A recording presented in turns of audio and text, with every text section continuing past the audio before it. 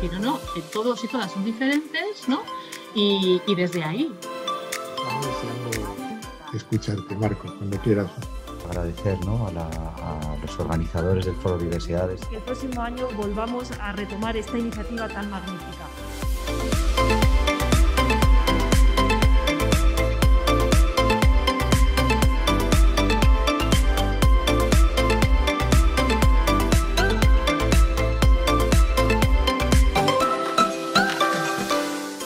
Buenos días a todos. Estamos en la quinta sesión del Foro Diversidades y hoy tenemos con nosotros a 4 profesionales de la fotografía que trabajan en Madrid en estos momentos.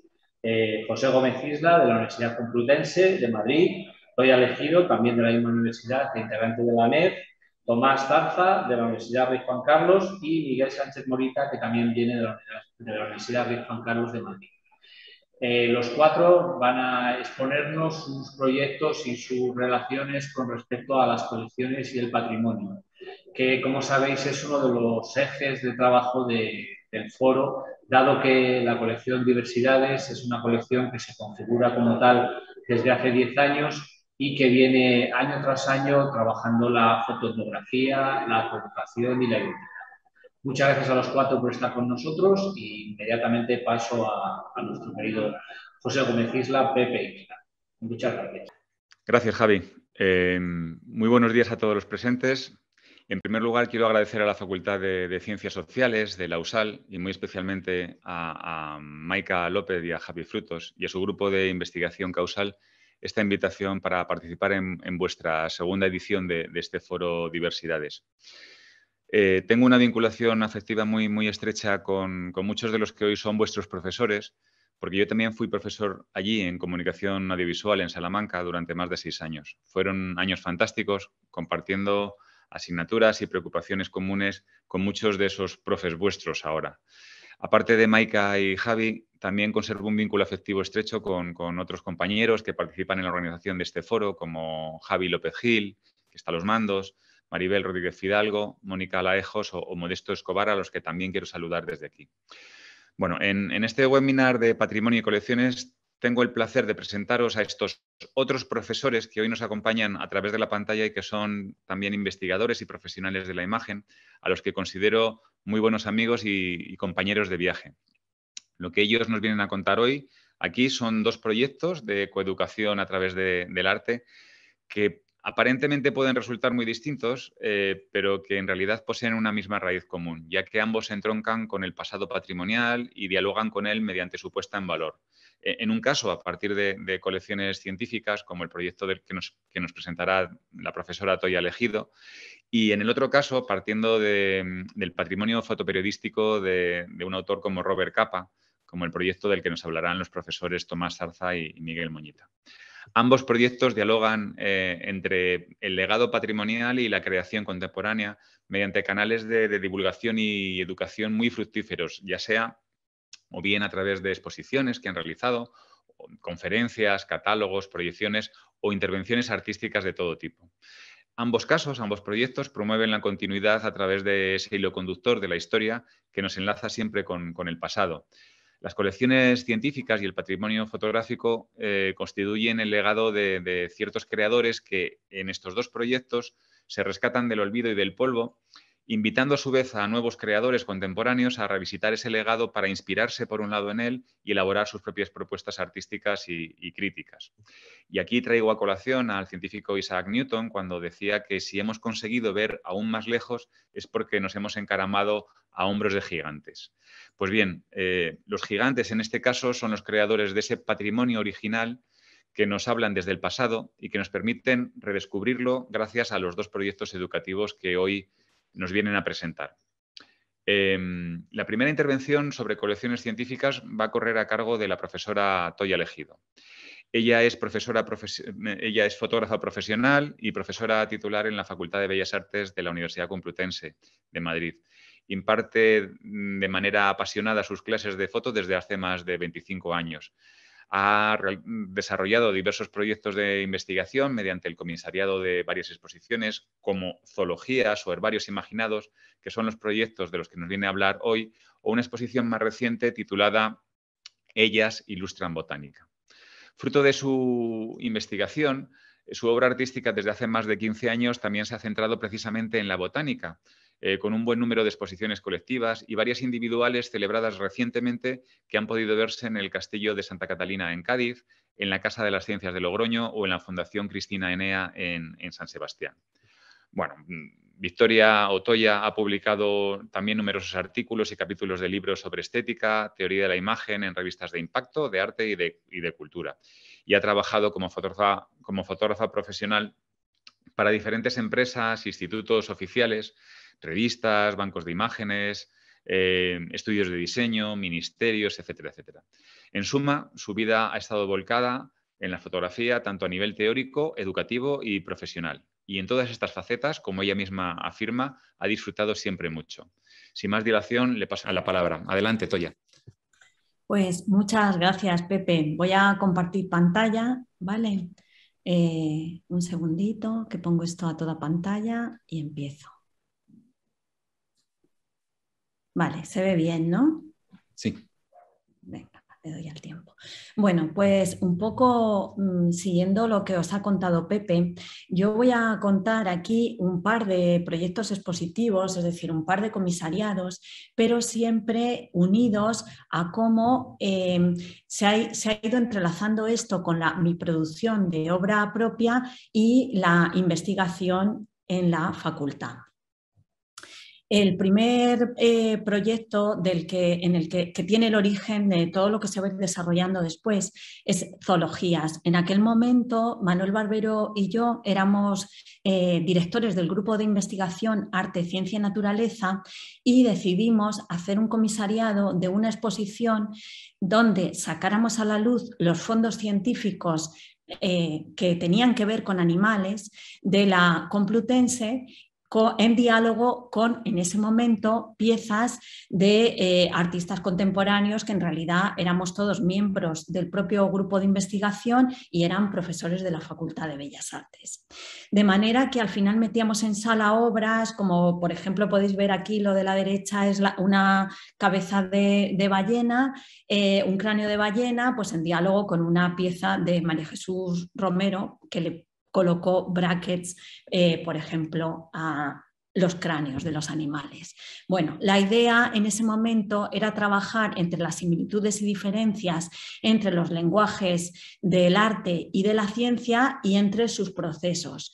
En aquel momento la idea clara fue plantear que a veces no está tan claro lo que es arte o lo que es ciencia, sino que simplemente los lenguajes son muy similares y simplemente es el contexto lo que lo coloca en un sitio o lo coloca en otro. En todo este proceso hubo un trabajo muy importante que fue el de documentar e inventariar esos fondos. Tanto Luis Castelo como yo realizamos fotografías en todas las colecciones y esas fotografías sirvieron por un lado para difundir los fondos, pero por otro lado para poner en evidencia el estado de conservación que tenían, ¿no? O sea, aquí pues podéis ver, por ejemplo, dos de las cosas que fotografiamos. Había cosas que estaban muy bien guardadas y muy bien conservadas y expuestas y otras pues que estaban en armarios de profesores, pues a lo mejor no de la manera más estética posible, ¿no? Una de las pruebas, por ejemplo, de eso es este caballo que muy pocos años después se restauró, incluso vamos, hasta fue el rey a inaugurarlo el día que lo restauraron y los pusieron ya restaurado, ¿no? Y en el 2010 estaba en este estado, como podéis ver. Otra de las cosas con las que hemos ido trabajando siempre ha sido con tratados, con libros antiguos y con los tratados, en el caso de aquella exposición de zoologías y en el caso de posteriores exposiciones de botánica. Como somos profesores de la Facultad de Bellas Artes y al final cuando uno es profesor pues tiene que escribir artículos, hacer investigación, pero ya si además somos de Bellas Artes tenemos que hacer obra, en ese momento lo que nos planteamos es que el catálogo de la exposición no fuera un simple catálogo, sino que fuera también un libro que contuviera textos y en esos textos cada uno reflexionaba un poco sobre los temas que había elegido para la exposición. exposición. Bueno, aquí como el catálogo se puede descargar entero online, lo tenéis en ISU, en esa dirección, y bueno, aquí por ejemplo yo en ese momento escribí un texto sobre la deriva de la naturaleza del bodegón a la naturaleza muerta con insecto, que es un género que viene dado de los gabinetes de curiosidades y de que empiece a existir la ciencia, ¿no? O se empieza a documentar todo lo científico. En aquel momento, pues la obra que realicé, que como veis tiene también mucho que ver con aquello que estaba trabajando, fue esta colección entomológica, porque en realidad es una colección entomológica, pero hecha con cuestiones vegetales. De manera que en sala pues convivían estas obras como Naturalezas desordenadas o la anterior que os he puesto con las propias colecciones entomológicas. A raíz de aquel trabajo, yo creo que porque también habíamos realizado bastante bien el catálogo y las fotos que habíamos hecho, nos encargaron la guía de museos y colecciones de la Universidad Complutense. Al realizar esta guía, tanto Luis como yo tuvimos la oportunidad de descubrir cosas maravillosas que había metidas en armarios, en despachos, en cajas de las facultades, de todas las facultades de la Complutense. Y en concreto pues nos enamoramos de todo lo que tenía que ver con herbarios. Aquí, como veis, unas láminas didácticas y al otro lado es una colección de modelos didácticos desmontables, que son esculturas de 1800 y pico, que la Universidad Complutense tiene 200, como unas 200, pero que realmente casi por toda España, en cualquier universidad antigua, hay modelos de ese tipo. Pues como veis, 2 años más tarde o coincidiendo más o menos con ese periodo, yo desarrollé esta serie de flores de otro mundo, que en realidad son flores inventadas, híbridos, muy al estilo foncubertiano, ¿no? Que en realidad a mí no me parecían mucho más fantásticas que aquellos monotes que habíamos ido descubriendo en las propias colecciones. Aquí tenéis otras 2 obras de esta misma serie. Bueno, con todo eso que habíamos ido encontrando, teníamos muchas ganas de hacer una exposición que tuviera que sacar a la luz todos los fondos relacionados con herbarios y con botánica, muy al estilo de la que hicimos en su día de zoologías, pensar que de una a otra pasan 10 años y por fin, gracias a una convocatoria pública para realizar una exposición en el Centro de Arte Complutense, que está bajo del Museo del Traje, pues conseguimos hacer esta gran exposición sobre herbarios. Allí ya lo que hicimos fue dar el salto, o sea, la obra no la hacían los miembros del grupo, sino los miembros del grupo trabajaban en el comisariado, el diseño gráfico, la fotografía y demás de la exposición, y lo que hicimos fue recoger artistas contemporáneos que trabajaban con estos temas, aproximadamente unos 25, con 70 obras distintas, y eso lo hicimos a través de dialogar con estos fondos y estas piezas de los museos y de las colecciones de la Complutense.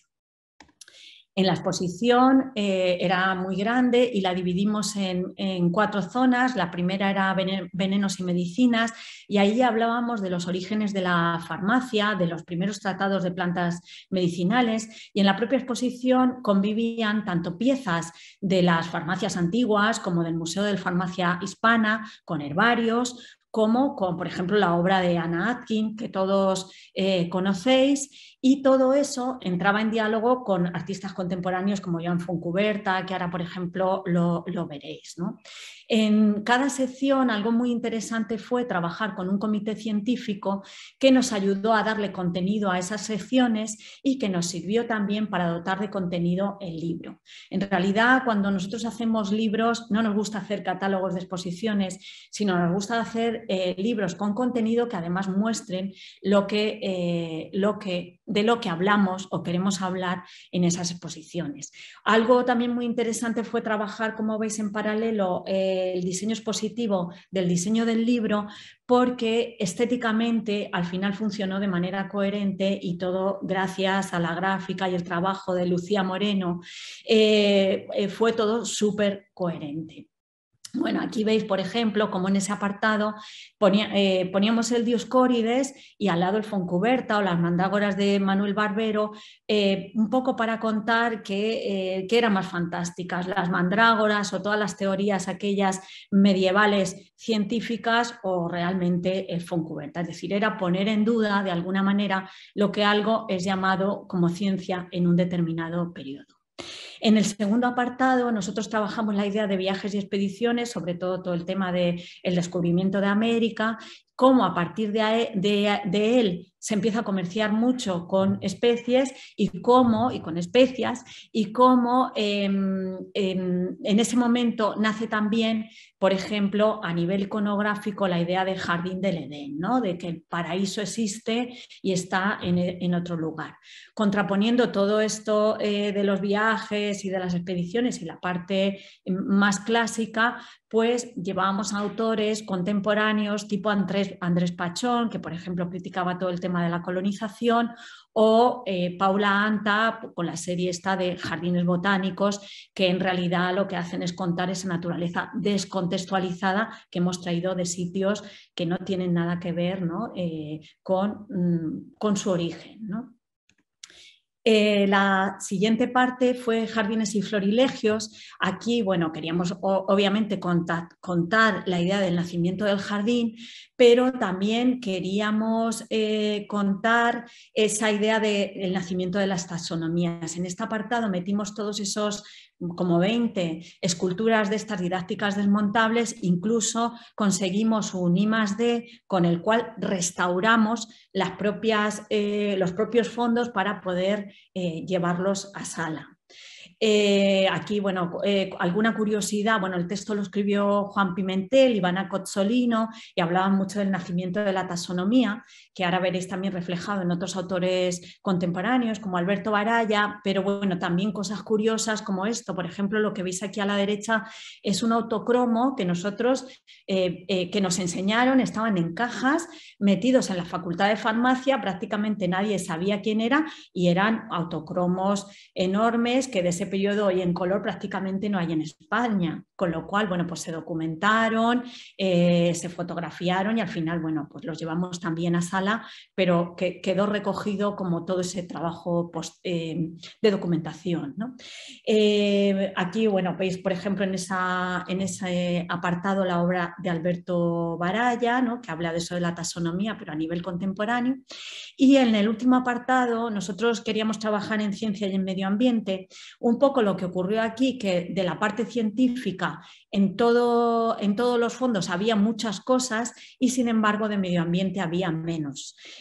Con lo cual pues trabajamos más la parte de medio ambiente a nivel artistas contemporáneos y la parte de ciencia con todo lo que había en los fondos. Bueno, una obra, por ejemplo, conocida que metimos en este apartado fue la obra de Mandy Barker, que es un artista que lo que hace es recoger en playas o en parajes naturales, en este caso son playas de Japón, todo de la basura, y con eso que va recogiendo de todos los restos que quedan en las playas va construyendo estas imágenes.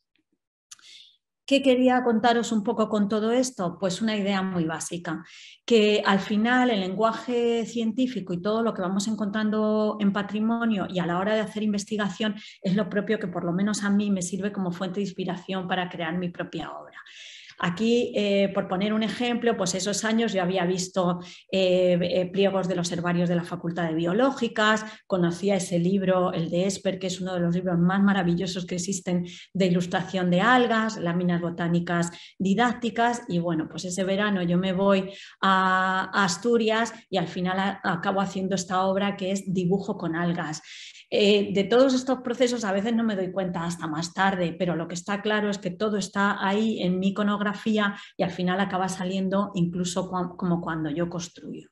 Otras veces ocurre al revés. En el año 2018 y 2019 yo empecé a trabajar con esta idea de vanitas, la idea de construir como memento moris o vanitas naturales a través de materia orgánica, haciendo este alma de las hojas, y después mirando en fondos y demás descubrí que había cosas que tenían una iconografía muy parecida, desde esas impresiones del natural, la primera es de Leonardo da Vinci, hasta todas esas que estaban en herbarios antiguos que yo estaba viendo, bueno, hasta por supuesto el nacimiento de la fotografía con todos los fotogramas que estaban generando una iconografía muy similar, o que era una iconografía muy similar a lo que yo había hecho de otra manera.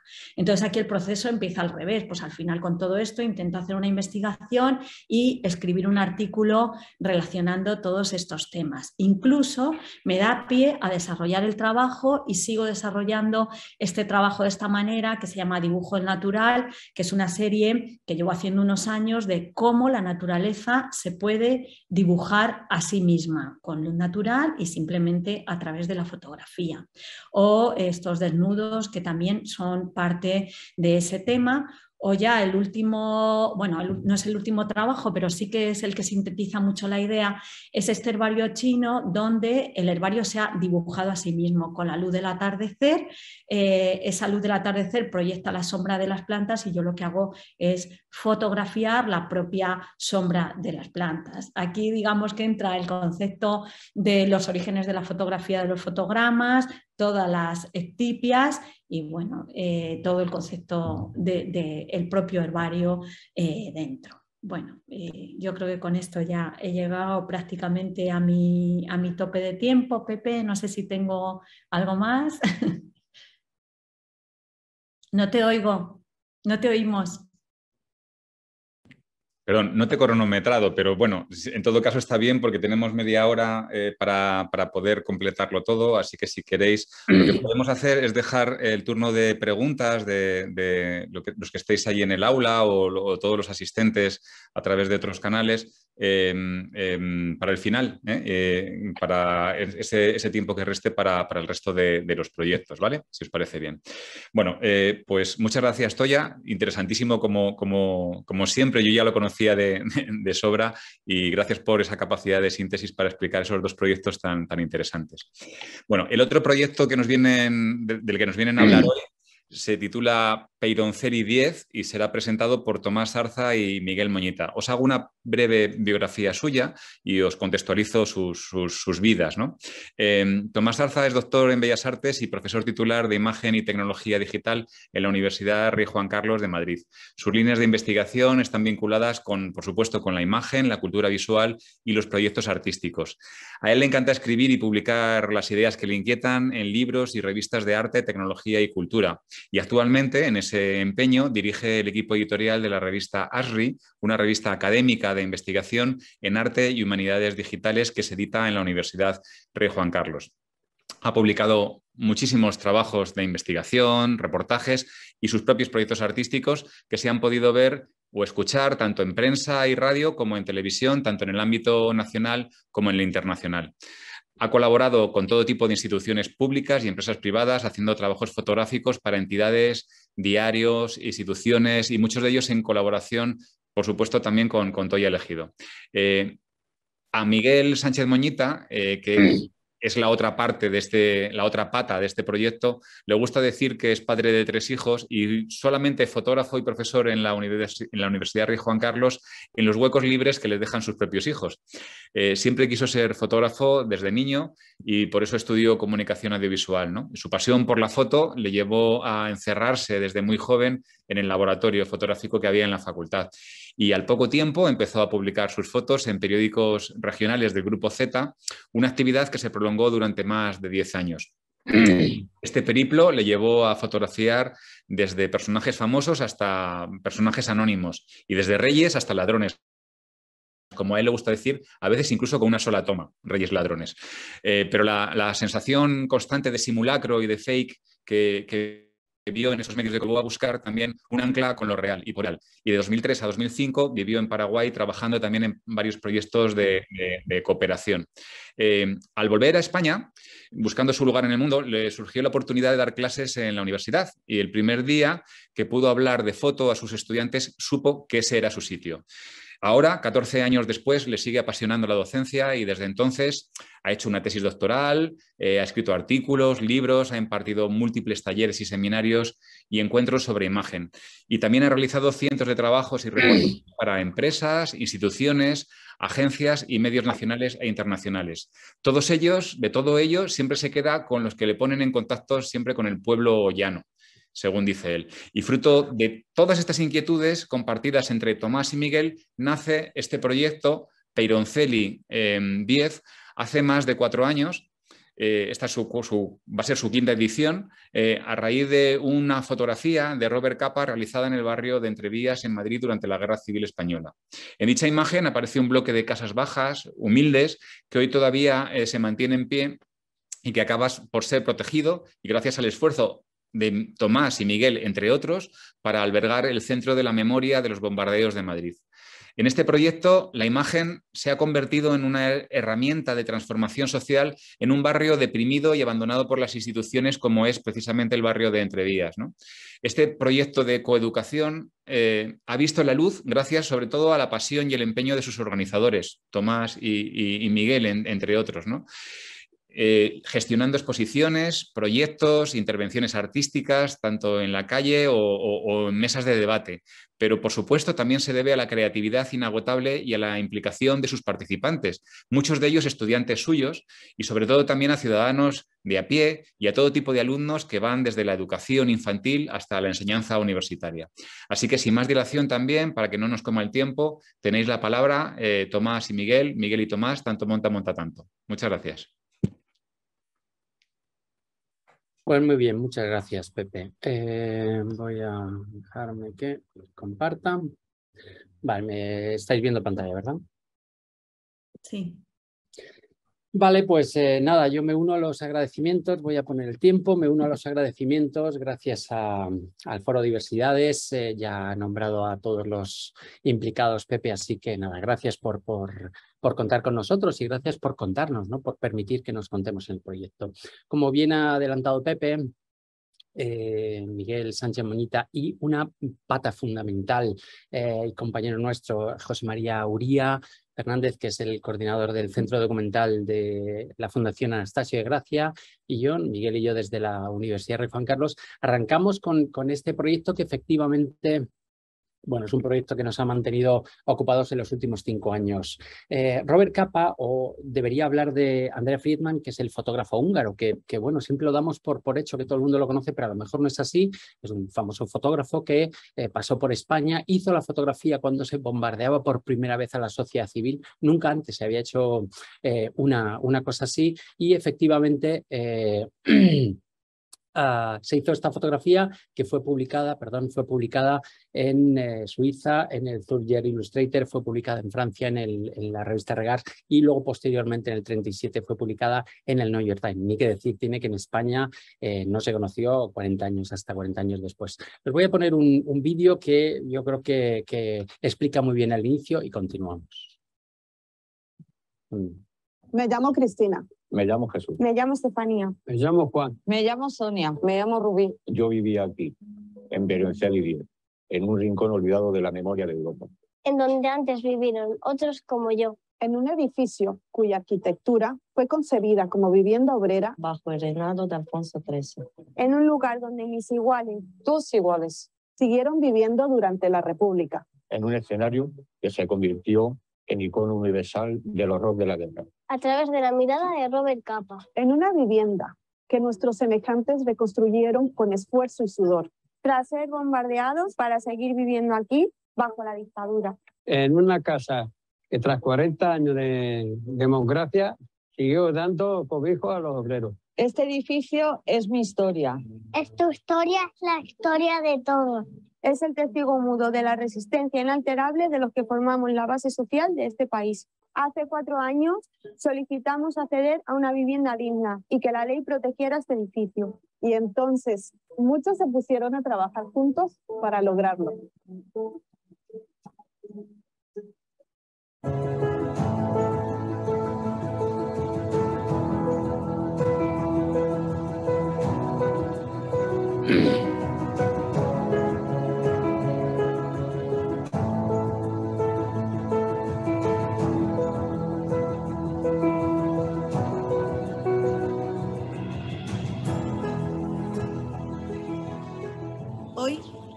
edificio deja de ser nuestro hogar para convertirse en la casa de todos. Debemos dar gracias a todas las entidades y personas que han trabajado para conseguir este sueño. La fotografía que Robert Capa tomó hace 80 años, hoy ha mejorado nuestras condiciones de vida. Pero no olvidemos que en nuestro país siguen quedando muchos otros Peyroncelis, donde jamás estuvo un fotógrafo de renombre. No olvidemos que, como ha sucedido aquí, el acceso a la igualdad de oportunidades no debe depender del azar de un hallazgo histórico.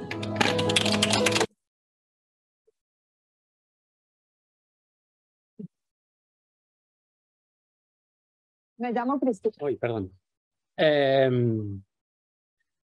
Robert Capa dijo que no había historia sin imagen y nosotros, bueno, nos ha gustado pensar también en esa idea. Hay que recuperar los espacios de memoria porque sin esa memoria no podremos contarnos a nosotros mismos.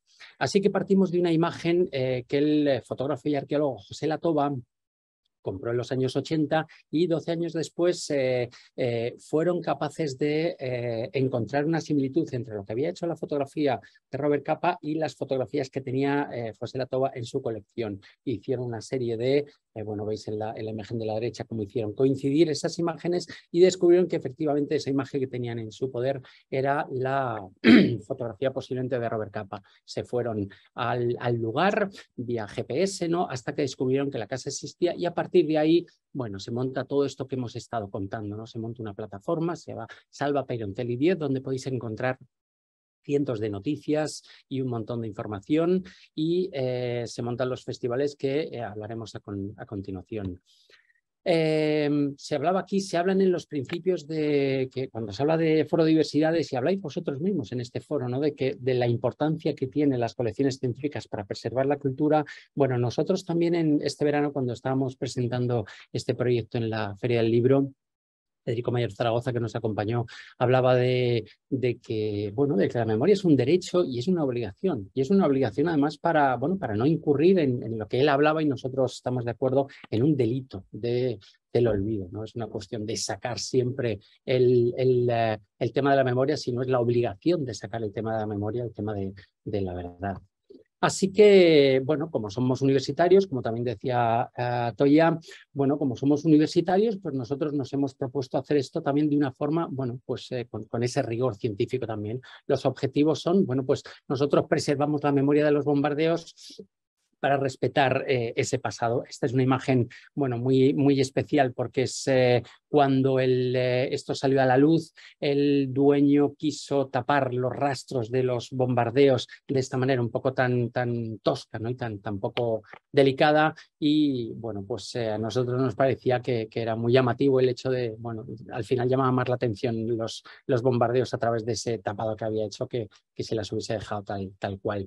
También hemos impulsado la responsabilidad social y el conocimiento científico. Actualmente, hoy acaban las excavaciones que se han llevado a cabo durante este último mes, en el que, bueno, pues hemos utilizado también fotografía, vídeo y nuevos medios como agentes transformadores de la zona. Tenemos que decir que la semana pasada nos visitó el ministro de Presidencia, Félix Bolaño, y también el secretario para la Memoria, y bueno, pues han dicho que este centro y este lugar se va a convertir, están especialmente muy implicados con este proyecto, y se convertirá en un lugar protegido, más todavía, para convertirse en un lugar específico de memoria.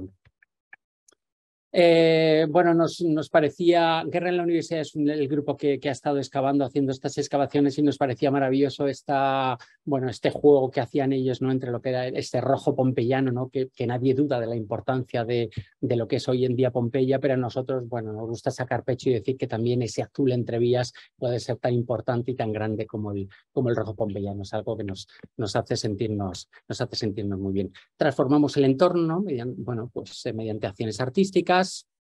protegemos la casa de Peroncelli convirtiéndola, bueno, pues en un museo y haciendo esas actuaciones de murales en la calle. Y bueno, también bueno, nos hemos ido al ayuntamiento y mediante este grupo de varias universidades les hemos hecho una propuesta de lo que sería el entorno, no solo en lo que es en la parte museística, sino entendemos que no hay museo si no hay entorno. Es fundamental conseguir el entorno para conseguir, bueno, que ese museo pueda subsistir. Entonces, bueno, les hemos hecho esta propuesta, ¿no? Y una cosa que nos gusta mucho también es el hecho de promocionar ese sentido de permanencia. Estuvimos trabajando, ¿no? Hemos trabajado con, hemos hecho 36 acciones culturales, trabajamos incluso hasta con 3.000 escolares de la zona y bueno, y ver llegar a esos escolares, ¿no? Y buscar su trabajo y sacar pecho de algo, de una historia que ellos desconocían por completo, es una cosa que nos hace sentirnos muy, muy bien. Para ello, bueno, pues hemos realizado, como decía Pepe anteriormente, este va a ser nuestro 4º festival con cientos, como digo, de actividades y bueno, y la metodología, pues como, bueno, pues como hacemos en la universidad, pues aulas a la calle, ¿no? Qué mejor que llevar a los propios estudiantes a entender y a, bueno, y a aprender a través de proyectos, ¿no? En este caso hemos hecho varios proyectos, la memoria y el olvido, el espacio mínimo, los exilios y los legados, en los que los estudiantes tienen que trabajar, bueno, sobre esos temas. Y luego también, bueno, pues aprendizaje por proyectos llevados a las exposiciones, que luego también hablará Miguel. En este caso es una exposición fotográfica en la estación de Entrevías. Bueno, no podíamos haber hecho estos trabajos sin una mediadora cultural, ¿no? Puesto que hemos estado trabajando a nivel de universidad, a nivel de institutos y a nivel de los más pequeños, necesitamos a alguien que fuese adaptando ese lenguaje a las diferentes necesidades, ¿no? En este caso de las edades, ¿no? Y para eso Maite ha sido fundamental. Y otra cosa que nos gusta mucho también sacar pecho es la metodología mediante un aprendizaje-servicio, es decir, vamos a los barrios, trabajamos con los estudiantes y mejoramos esos barrios también con la actuación. No solo aprendemos, sino además hacemos que en ese aprendizaje el barrio quede un poco más bueno. Y por último, bueno, pues los relatos compartidos, nos hemos ayudado de Ian Gibson, nos hemos ayudado de Rosa Regás para bueno, contar estas historias que hemos ido haciendo ya como anécdota, y le doy paso a Miguel. La plaza del fotógrafo Robert Capa, nosotros pedimos al ayuntamiento que nos cediese ese nombre en un momento en el que se organizaron las calles de Madrid. No, inexplicablemente el fotógrafo Robert Capa acabó en un barrio que no tenía ningún sentido. Nosotros, sin embargo, autobautizamos la plaza de Robert Capa, que si el ayuntamiento no lo reconoció, sí lo reconoce Google. Si ahora mismo buscáis la plaza de Robert Capa en Google, sí que sale. Nos encanta la idea. Una cronología del proyecto que lo dejo aquí. Solo destacar que bueno, en el 2018, perdón, se nos concedió el sello del año, el patrimonio cultural a este proyecto. Y nada más, dejo paso a Miguel. Vale. Pues nada, muchas gracias de nuevo por esta invitación. De verdad que a nosotros nos encanta contar este proyecto porque es un proyecto que empezó de una cosa tan chiquitita y de una casa tan... porque cuando vas a ver la casa de Robert Capa te echa un poco para atrás porque es una casa muy deteriorada, ¿no? Incluso algunos políticos, ¿sabes?, se refirieron a la casa como pues como una infravivienda, una chabola que había que derruir, ¿no? Entonces, de aquello que fue a lo que es ahora, realmente estamos muy contentos. Voy a compartir para seguir la presentación.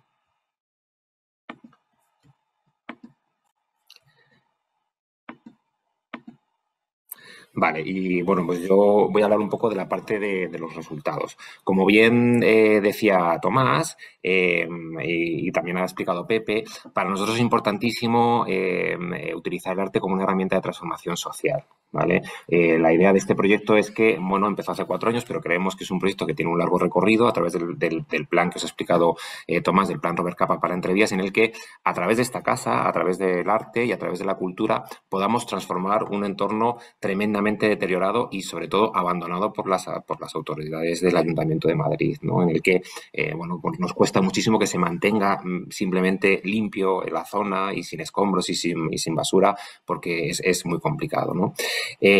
Como decía, pues de verdad que Tomás y yo nos creemos el trabajo que hacemos y nos apasiona lo que hacemos porque hemos visto cómo efectivamente el arte es una herramienta de transformación social y es una herramienta que nos sirve para poder trabajar con el alumnado y con el barrio, que sientan orgullo, como decía Tomás, de su barrio. De las múltiples acciones que hemos hecho, como bien decía Tomás, 36 acciones expositivas y culturales, bueno, pues una de las primeras que hicimos en el año 2018 fue esta exposición que se llamó Poética de Resistencia, Memoria y Olvido, que fue pues un éxito en el sentido tanto artístico como pedagógico, en el que pusimos en contacto a los alumnos de Bellas Artes con los alumnos, con la realidad del barrio de Vallecas, ¿no? Y a través de esta exposición, que ellos mismos eligieron el nombre y le pusieron el nombre de Poéticas de Resistencia, Memoria y Olvido, porque cuando visitaron la casa se dieron cuenta de la situación, de la tremenda situación que existía todavía en el siglo XXI en Madrid, y a escasos 5 kilómetros del lugar donde se conservaba con mimo la fotografía de Robert Capa en el Museo Reina Sofía. A escasos 5 kilómetros se conservaba pues, la fotografía con mucho cuidado, y en cambio la casa donde se había producido esa fotografía estaba absolutamente abandonada, en el que vivían 13 familias en condiciones absolutamente deplorables, ¿no? Entonces, esas visitas con los alumnos nos llevó a que bueno, pues diferentes artistas, como por ejemplo Laura Fernández, construyera esta fotografía, ¿no? Recorriendo todos los pironcelis que había por la zona, no solo el pironceli de Robert Capa, ¿no? Y construyendo esta especie como de gran fortaleza de resistencia, ¿no?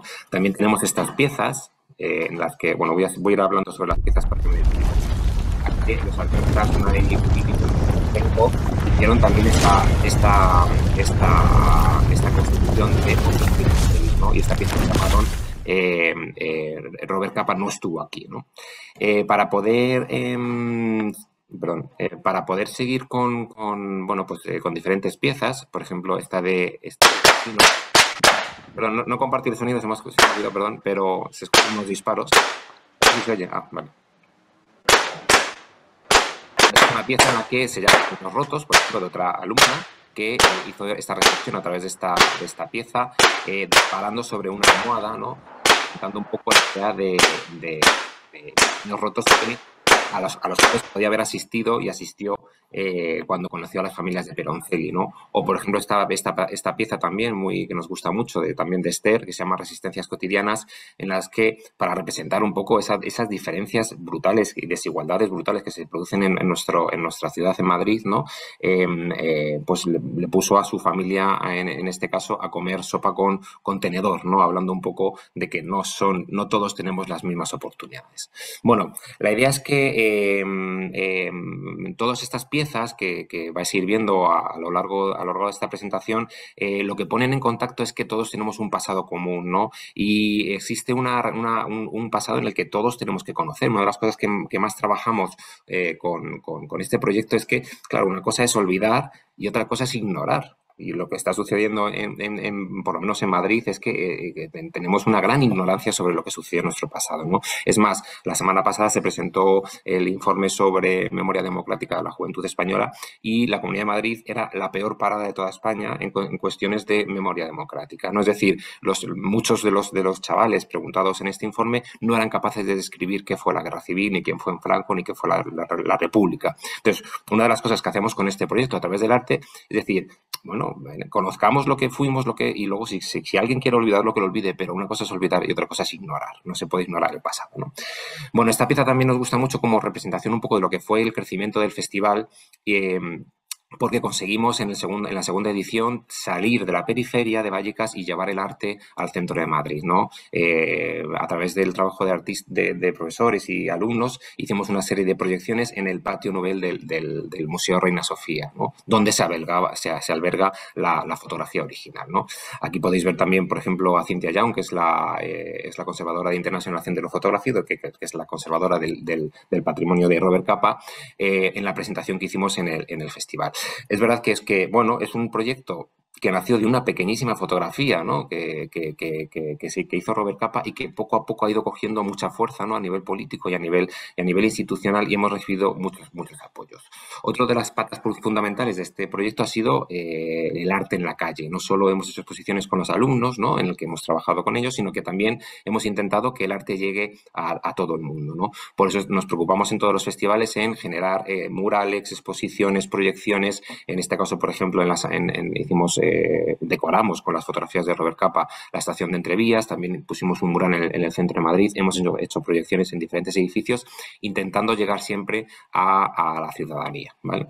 Uno de los proyectos que nos gusta más, ¿no? Sobre todo por el proceso que fue esta exposición que se llama Refugios, la humanidad en tránsito, en la que en el segundo festival, dado que se cumplían 80 años de los refugios, de los refugiados republicanos, ¿no? De la guerra civil, lo pusimos en conexión con el presente, ¿no? Aquí trabajamos con 800 alumnos y alumnas de los colegios de Vallecas y con 300 alumnos de Bellas Artes, en la que, bueno, pues a través de las diferentes reflexiones del alumnado sobre lo que es un refugiado, el concepto de la maleta, ¿qué me llevaría yo si fuera un refugiado?, el concepto de viaje peligroso a través de un barco de papel, pues bueno, pues esto fue un trabajo muy bonito en el que los alumnos de Bellas Artes cogieron esas piezas y, bueno, pues generaron unas piezas de inmersión, una exposición inmersiva, ¿no? En el que había sonidos, había luces, había diferentes piezas en las que, bueno, tú podías acceder a esas reflexiones que habían hecho los niños, ¿no? Aquí, por ejemplo, podéis ver el trabajo que hizo Maite Molina con los diferentes colegios de la zona. Bueno, y aquí vemos, por ejemplo, a las alumnas de Bellas Artes pues dando esos últimos retoques y convirtiendo en piezas expositivas pues unas manualidades que habían hecho los niños y niñas, ¿no? Bueno, hemos hecho infinidad de exposiciones, como decía, hemos trabajado en zonas, en centros culturales de la zona, hemos trabajado en salas de exposiciones mucho más grandes, ¿no? Por ejemplo, en el segundo festival, como por la pandemia, pues lo que hicimos fue un documental que está online, ¿no? Que podéis ver, que se llama Festival Robert Capa estuvo aquí, donde el pasado se encuentra con el futuro, que estrenamos en el Museo del Ferrocarril. También esta pieza, que esta exposición, Desplazamientos 3.0, que hemos movido por diferentes lugares de Madrid y de España, Y por último, digamos, destacamos esta pieza en la que ya pues, también hemos trabajado con artistas más de renombre, pues por ejemplo Andrés Pachón o Susana Cabañero, en el que hemos hecho esta propuesta expositiva que se llamaba La memoria en los márgenes, ¿no? En la que, bueno, pues ya en la sala de exposiciones del Ateneo de Madrid pudimos hacer, bueno, pues una exposición que reflexionara sobre esa idea de la memoria en los márgenes, ¿no? Es decir, no estamos hablando de esa memoria oficial, de esa memoria de los grandes castillos, de los grandes palacios, sino esa memoria que queda en los márgenes, que al final es la que explica lo que somos. Bueno, voy terminando, pues nos hemos esforzado mucho en que todo este trabajo quede constancia, ¿no? A nivel académico y a nivel, bueno, pues que llegara a todos los niveles a través de publicaciones. Hemos presentado estos libros en la Semana Negra de Gijón, nos invitaron, pues como decía Tomás, en la Feria del Libro junto a Mayor Zaragoza a explicar el proyecto y, bueno, pues poco a poco este proyecto ha ido creciendo, hemos generado multitud de debates, mesas de coloquio y ahora mismo estamos en plena preparación del próximo festival. Bueno, como conclusión, para nosotros realmente creemos que es un proyecto de largo recorrido, creemos que el arte es una herramienta fabulosa para que la gente tome posesión de su propio pasado y además nos preocupa mucho el hecho de que tenemos que generar un relato, ¿no? Es decir, que nosotros siempre trabajamos con los alumnos el concepto de que las imágenes están vacías de contenido y de significado, que somos nosotros los que tenemos que dotarlas de significado. Y de verdad que pensamos que estamos viviendo momentos muy oscuros en la historia de Europa y estamos viviendo, no podemos decir que la historia se repite, pero a veces los historiadores dicen que las historias riman de alguna manera, ¿no? Y lo que sucedió antes de la Segunda Guerra Mundial, pues está empezando a rimar con lo que está empezando a suceder. Y por eso para nosotros es absolutamente esencial mantener ese tipo de proyectos en el que los chavales se den cuenta de que están... Se nos ha ido de pronto el sonido, Miguel. No sé qué ha ocurrido, pero sí, ahora has vuelto. Sigue. Bueno, estaba simplemente concluyendo bueno, pues que el arte estamos viendo que es una herramienta fabulosa para la transformación social. Y aquí termino. Muy bien, pues muchísimas gracias a los tres. Nos quedan 5 minutos antes de que entre la siguiente clase en el aula del FES, de allí de la Facultad de Ciencias Sociales. Entonces, simplemente, nada, agradecer también a la organización y en estos 5 minutos que nos quedan, no sé, abrir un turno de debate, de preguntas, de comentarios en torno a estos proyectos que a vosotros, los que estáis en el aula, os puedan interesar o que queráis comentar en algún caso. Dejamos ese espacio abierto. ¿Alguien quiere comentar algo, alguna pregunta, alguna curiosidad. Bueno, si queréis yo rompo el hielo, para que muy rápidamente yo os hago una pregunta a los tres en concreto. Pues lo que siempre nos habéis contado, lo que ha sucedido hasta ahora, cuáles han sido vuestros proyectos en las anteriores ediciones, y me gustaría saber cómo se va a desarrollar tanto los futuros proyectos, en este caso de Toya, con colecciones científicas, o cómo va a ser la siguiente edición y cómo va a evolucionar ese proyecto de edificio para la memoria de los bombardeos de Madrid en sus futuras ediciones, ¿no? En la quinta edición que vayáis a hacer. Empezad por donde queráis. Toya, arranca tú, que has empezado. Vale, bueno, pues yo contaros que ahora estamos con una exposición que se llama Ellas ilustran botánica. Igual, a raíz de varios imaginados empezamos a descubrir que había bastantes mujeres que las desconocíamos, que desde más o menos el siglo XVI hasta ahora habían estado ilustrando, y bueno, luego también hay fotógrafas de los orígenes de la fotografía, fotografiando herbarios y botánica. Con eso hemos armado una exposición que se llama Ellas ilustran botánica, y bueno, se inauguró ya en Logroño, va a ir a varias sedes y estamos haciendo el libro. Ahora mismo estamos bastante liadas con acabar ese libro. Eso es a nivel proyectos expositivos, es lo que estamos haciendo a nivel comisariado. En el caso nuestro, y ahora Miguel desplegará un poco más el programa del siguiente festival, hombre, nosotros estamos involucrados ahora, pues a raíz de las excavaciones que se han hecho. Claro, nosotros siempre hemos defendido que está fenomenal hacer arqueología patrimonial de grandes palacios, pero está mucho más interesante también hacer este tipo de trabajos para la clase obrera, porque solo así nosotros podremos contarnos a nosotros mismos. Os animo a que echéis un vistazo en las líneas de Twitter, donde se habla a través de la Fundación Anastasio de Gracia o de Guerra en la Universidad, que han ido publicando el equipo de arqueólogos, y bueno, ahí se ve un poco como el tipo de vestigios que se han encontrado, que es muy divertido. No encontramos monedas romanas, lo que encontramos es, bueno, pues cosas que había en las chabolas, y eso es muy interesante. Miguel. Bueno, en base a esto, es verdad que la excavación ha dado un impulso grandísimo al proyecto, ¿vale? Que está un poco parado por cuestiones también políticas del Ayuntamiento de Madrid, que no ve que haya un museo de la memoria en la ciudad, pero bueno, nosotros seguiremos ahí luchando por esto.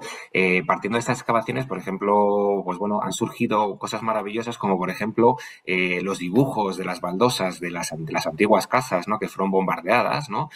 Nos están sirviendo para generar un gran mural de 1.500 metros cuadrados que vamos a hacer el próximo 24 de noviembre con un montón de chavales de la zona y con artistas y estudiantes de Bellas Artes, que se llama La Paz por los Suelos, y con esos mismos dibujos que hemos encontrado en esas antiguas casas bombardeadas, vamos a construir un gran mural en torno a la paz, ¿no? Porque el festival de este año gira en torno a la paz. Y luego también otra cosa maravillosa que vimos el pasado viernes fue que todos los objetos encontrados en esas casas son objetos que pertenecen a la gente que vivió allí hace 40, 50, 60, 70 años, ¿no? Entonces se han recogido un montón de objetos que hemos fotografiado y queremos hacer una proyección de todos esos objetos sobre la misma casa penitenciaria. Es decir, que al final de transformar cuestiones científicas y cuestiones arqueológicas en algo más simbólico y más emotivo, pues a través del arte. Y os invito a que veáis, todavía no hemos subido la programación, pero en breve en el Festival Robert Capa estuvo aquí, .es, podéis encontrar toda la programación.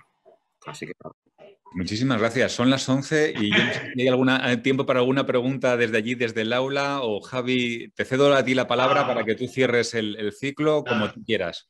Muchísimas gracias a los cuatro, muchísimas gracias Pepe, sé que has estado ahí vigilando un poco la duración, y a los demás por ceñiros a este formato que es un poco estamos ensayando entre todos, y bueno, sobre todo agradecerles a ellos la atención y que sigan siendo un poco los testigos de este proyecto, ¿no? Cerramos aquí, nos tenemos que despedir, agradeceros una vez a los cuatro vuestra presencia, a los que están detrás, a Javi, a Alejandro, a Ricardo, a todos los demás, y a ellos que continuaremos. Nos vemos el próximo día. Muchas gracias. Gracias a vosotros. Chao. Gracias.